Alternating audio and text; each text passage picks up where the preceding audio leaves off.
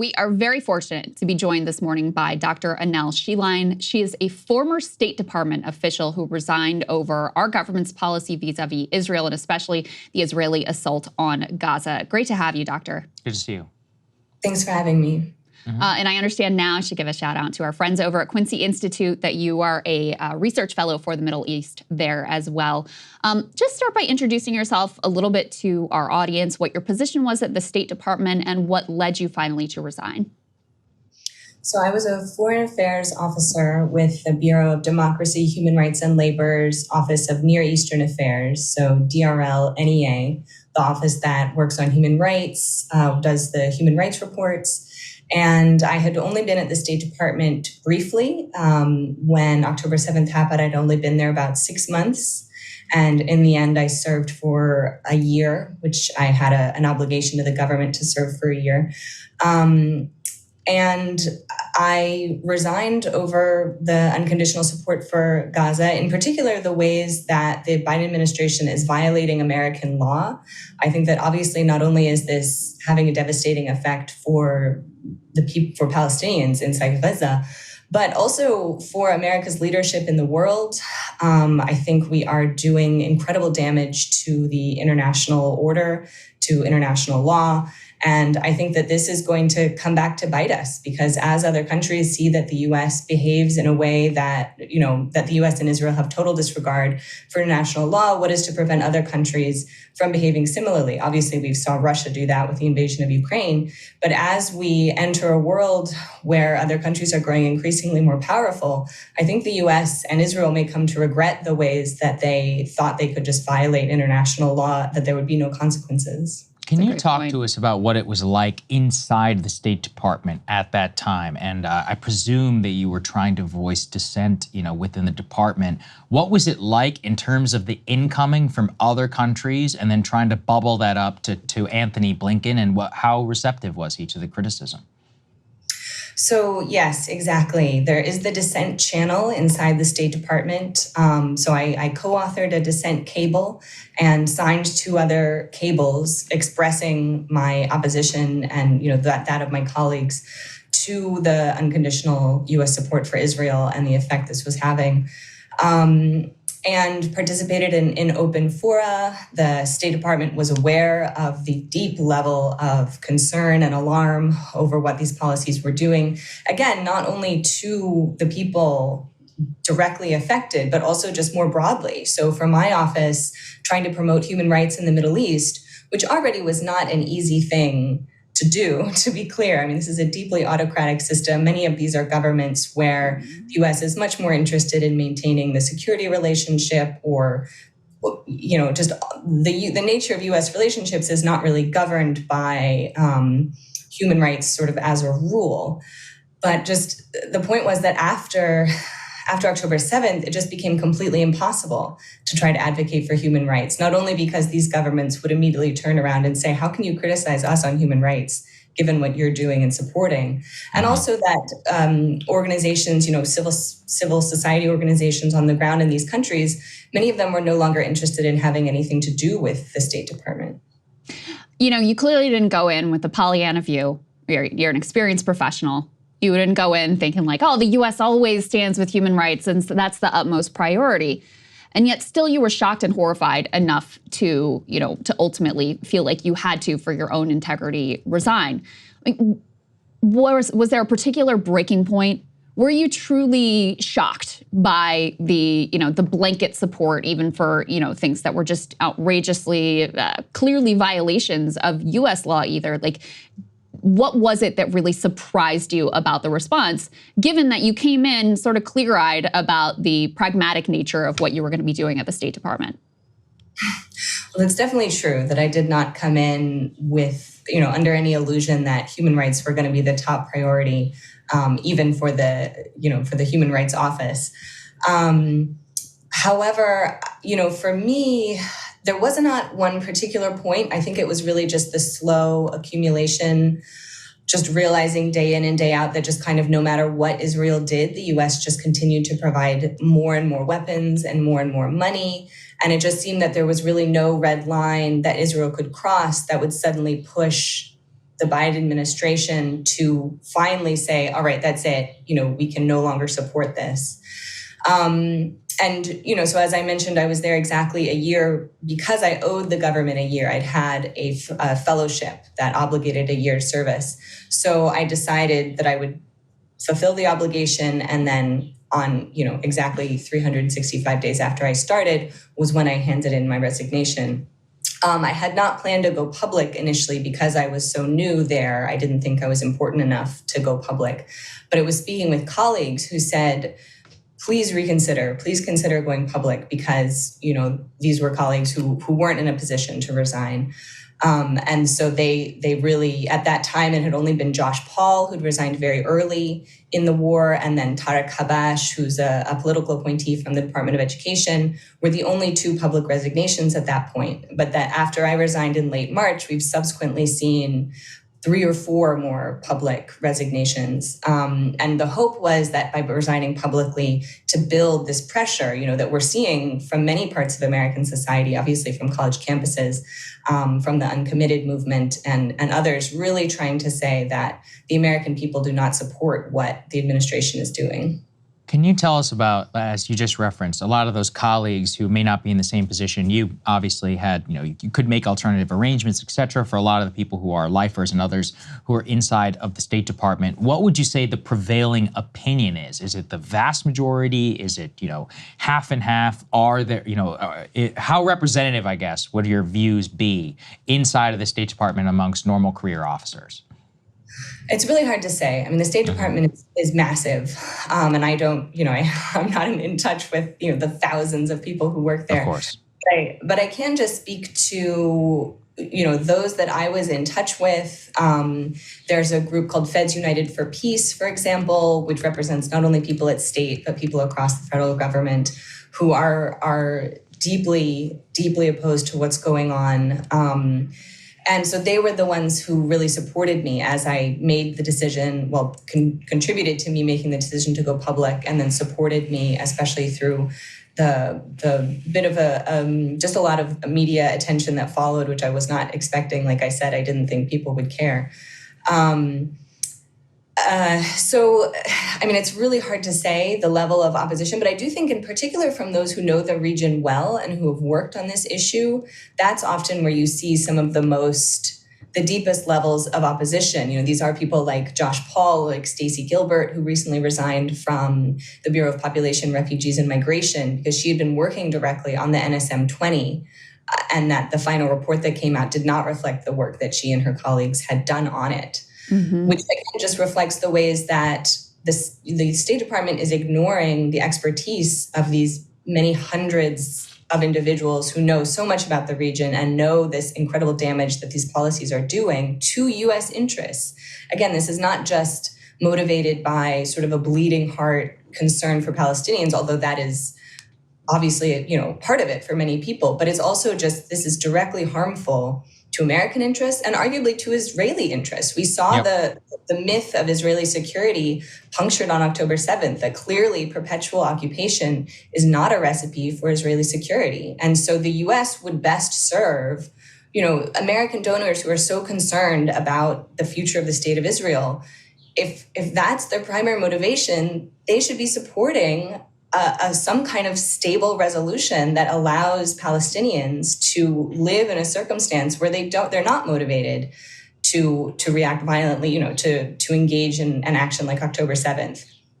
The extent to which this is also self-defeating it's truly mind-boggling, because many of the people working on this are such experts and know so much. And yet we continue to see this same futile and failed policy over and over and over again. Yeah, I think that's so well said. I wanted to get your reaction to the UN Security Council resolution that the U.S. just pushed through. We can put this first element up on the screen, guys, with the numbers here. This is from Axios reporter Barak Ravid. Breaking: the UN Security Council adopted a resolution on Monday calling on Hamas to accept their proposal for a hostage and ceasefire deal. 14 member states voted yes, and Russia abstained. This has all been very strange, which is why I wanted to get your reaction to it. So Biden comes out, he gives this big speech. He says, Israel has made this very generous proposal for a permanent ceasefire. Here's the phases. Now we're calling on Hamas to accept it. Well, Hamas, and in reaction also to this resolution for the UN Security Council, said, okay, we're open to it. Let's talk. Like, yes, if it's going to end the war, we are open to that. And in fact, yesterday, directly indicated that they supported the text of the Security Council resolution. Israel, on the other hand, whose ceasefire proposal this allegedly was, has been much more reluctant. There's, was really divided opinion within the war cabinet. You know how Benny Gantz out of the war cabinet. Netanyahu reiterating that he will not accept any deal that will end the war without completely eliminating Hamas, which we all know has always been a preposterous goal. So what do you make of this whole situation, and what do you make specifically of the significance of this ceasefire resolution passing through the UNSC?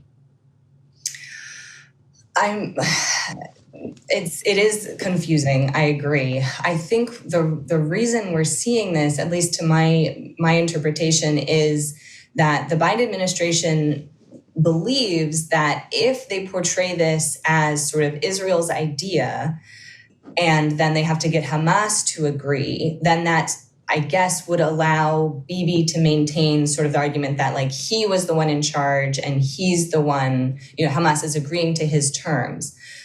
But this just reflects this ongoing blindness or naivete of the Biden administration, because Bibi Netanyahu has no interest in ending the violence. Because if the violence and the war stop, then we're going to have elections and he's going to lose the prime ministership, and then he's most likely going to go to jail. So because of corruption, I mean, he's, that's his future, most likely. And he's hoping that as long as he keeps the violence going, maybe public opinion would shift to the extent that he could continue, maybe he could win the next election, or, just somehow keep kicking that can down the road so he doesn't have to face accountability for his crimes.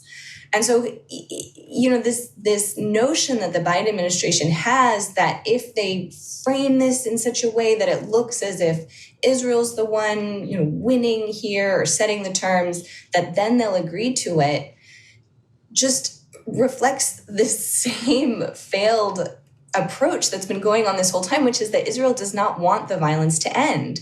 They've said that they're not going to accept anything that ends the war, which, as you just pointed out, their military objective of completely eliminating Hamas is impossible. And not only would it be, you've heard horrifying statements from whether it's, far-right members in Israel or even in this country, just saying to, nuke the whole place. Still, survivors, and there's a massive Palestinian diaspora. There will always be opposition, there will always be those trying to seek revenge. The state of Israel will never be secure as long as there is not a just, stable, secure solution for Palestinians.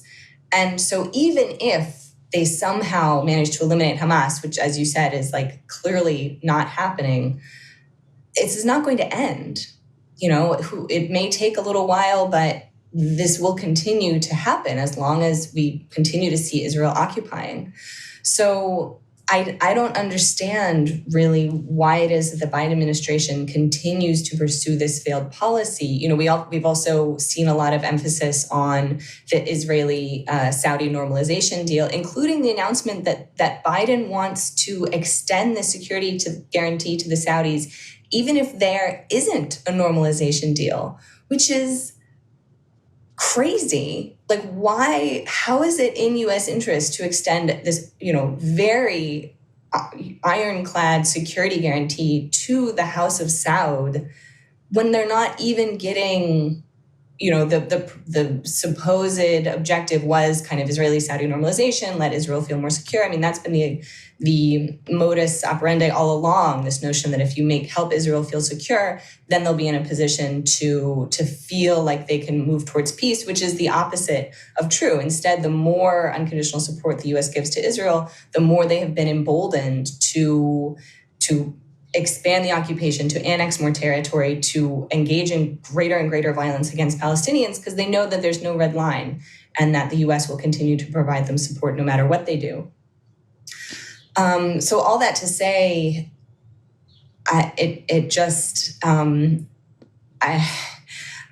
they're ostensibly, they're very smart people inside the White House making these decisions. And I really just don't get it. Can you speak to something that, I don't know, I'm sort of personally fascinated by, which is you see people like Matthew Miller, who, State Department spokesperson, probably would describe himself as having very similar worldview as you do. Like I'm sure he sees himself as like a liberal internationalist. I'm sure he sees himself as believing in these laws that are on the US books that are supposed to prohibit transfer of weapons to human rights abusers and to countries that are blocking humanitarian aid, as Israel clearly is doing. And you see them get up there day after day and, ask us to defy what our own eyes and ears are seeing in front of us. Like, having been inside, how do you get to that place mentally where you're just willing to go out there and say things like, oh, we're waiting for Hamas to accept the deal and Israel's on board, when Israel is out here being like, no, we're not on board, that allows you to say, no, I didn't really see that report about Israel blocking aid, even though obviously you have, obviously you know what we're talking about. Or to say, oh, we're going to look into that, there's going to be an investigation, when there's never going to be an investigation, certainly not one that we ever hear the results of. Like, how do you end up there?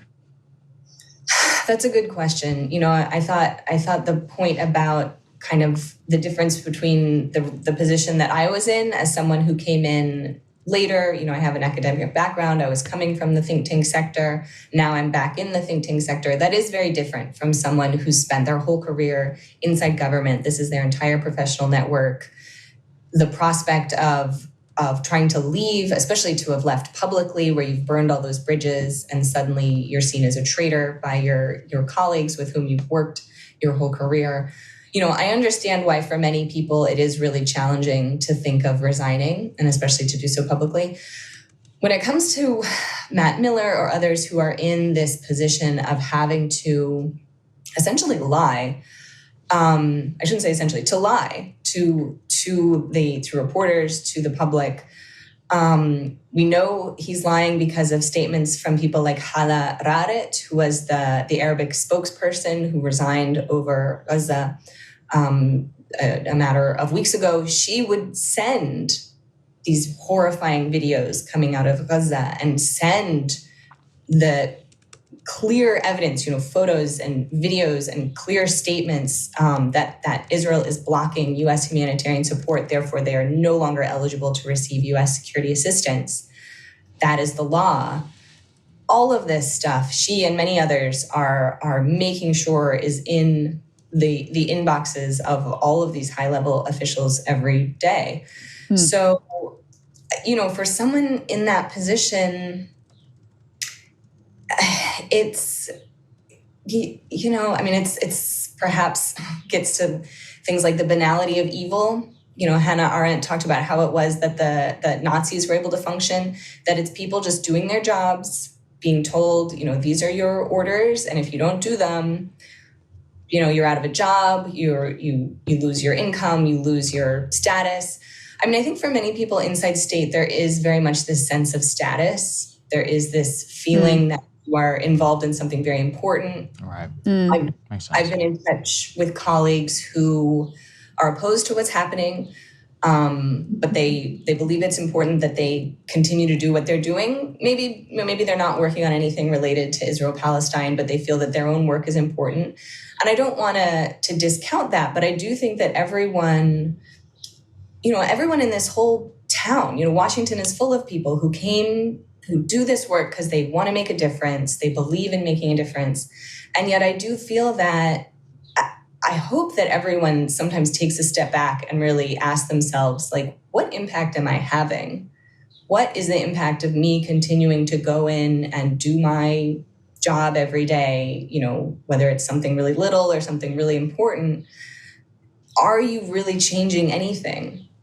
Because it doesn't seem like much is changing. So all of these people who, got the degrees and put in the legwork and now have the position they were hoping for, or they're angling for the position, they feel like we'll let them finally make a difference. I just would challenge them to look in the mirror and question, what impact are you really having, other than to perpetuate the status quo, to perpetuate this system within which, the primary motivation for politicians is, the money from big donors, and big donors are actors like major, defense contractor, the big five defense, like the military industrial complex is such a huge driver of our foreign policy and our politics. So, and I get it, for kind of any individual person, how are they supposed to like take that down? But I do think that if you're in a position to come out publicly against what's going on, and especially at a moment like this where we do have, history will judge those who were in positions to have made different choices and yet continue to make the same choice. And this is part of why I decided to go public, even though I, was not anyone in a position of particular power. But I did just want to be able to, look myself in the face. And I've spoken about this before, that I have a young daughter, and imagining that she one day will be studying this and will ask, what doing? Like, weren't you in government at this time? And if I had said, yeah, I was, but, there's really wasn't much I could do. I would be lying. I think, I wanted to be able to tell her, I tried to do what I could. Yeah. Well, Dr. Sheline, we're really glad you landed at Quincy. We love their work, and we're especially grateful to you for your courage and also for your time today. Thank you so much. Tell people where they can follow you, by the way. I'm on Twitter, Annelle Sheline, and you can find my work at the Quincy Institute, quincyinst.org. And, we'll be working on these issues, look forward, really appreciate all the work that you all are doing to draw attention to this, because I think the media narrative has been so influential. And unfortunately, the mainstream media has been so detrimental. And so I so appreciate those who are who are really, drawing attention to what's actually going on. Well, thank you. Thank you. We're very grateful for that. And great to have you, and we'll hope to talk to you again. Hey, if you like that video, hit the like button or leave a comment below. It really helps get the show to more people. And if you'd like to get the full show ad-free and in your inbox every morning, you can sign up at breakingpoints.com. That's right. Get the full show, help support the future of independent media at breakingpoints.com.